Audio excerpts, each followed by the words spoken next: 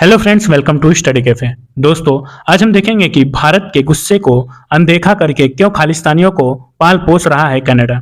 दोस्तों, कनाडा में भारत के बाद सबसे ज्यादा सिख आबादी है। ये लोग मेहमानों की तरह अलग थलग नहीं रहते, बल्कि राजनीति में भी एक्टिव हैं और व्यापार में भी। हालात यह है कि वहाँ के पीएम को मजाक में जस्टिन सिंह ट्रूडो भी कह दिया जाता है। बाकी माइनॉरिटी को छोड़कर ट्रूडो सिखों के लिए ज्यादा उदार रहे, यहाँ तक कि इसके लिए वे भारत की नाराजगी भी उठा रहे हैं। दोस्तों, कनाडा के प्रधानमंत्री जस्टिन ट्रूडो की मुश्किल कम होने का नाम नहीं ले रहे।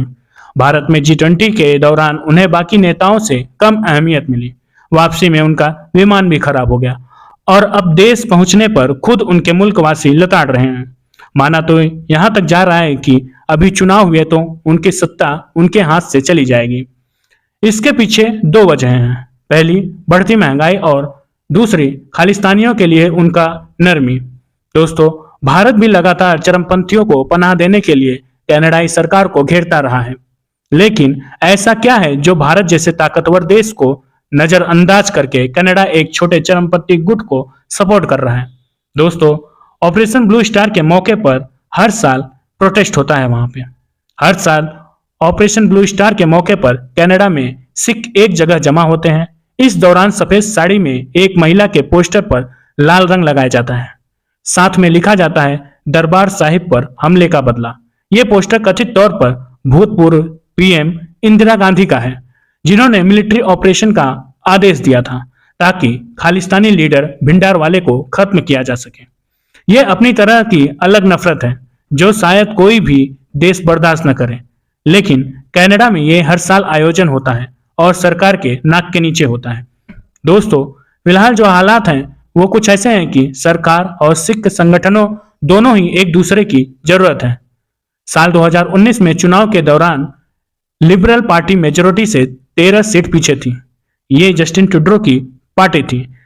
तब सरकार को न्यू डेमोक्रेटिक पार्टी ने सपोर्ट किया, जिसके लीडर हैं जगमीत सिंह धालीवाल। ये खालिस्तानी चरमपंथी हैं जिसका वीजा साल 2013 में भारत ने रिजेक्ट किया था। सिखों की यह पार्टी ब्रिटिश कोलंबिया को रूल कर रही है। इससे साफ है कि ट्रूडो के पास एंटी इंडिया आवाजों को नजरअंदाज करने के अलावा कोई विकल्प नहीं है। दोस्तों, कनाडा में भारतीय मूल के 24 लाख लोग हैं। इनमें से करीब 7 लाख लोग सिख हैं, जिनकी ज्यादा जनसंख्या greater Toronto, Vancouver, Edmonton, British Columbia और कैलगरी में है। चुनाव के दौरान ये हमेशा बड़े वोट बैंक की तरह देखे जाते हैं, यहाँ तक कि वहाँ के मैनिफेस्टो में इस कम्युनिटी की दिक्कतों पर जमकर बात होती है। दोस्तों, शुरुआत में जब खालिस्तान का एजेंडा भी नहीं था, तब ये समुदाय वहाँ काफी भेदभाव झेलता रहा। वहाँ के लोगों को बाहरियों को आकर नौकरियां और जगह लेना रास नहीं आता था। एक मौके पर तो सिखों को जबरदस्ती भारत भी भेज दिया गया था। यह साल 1914 की बात है, जब सिखों समेत भारतीयों से भरा हुआ एक जहाज कोलकाता के बंदरगाह पर लगा था।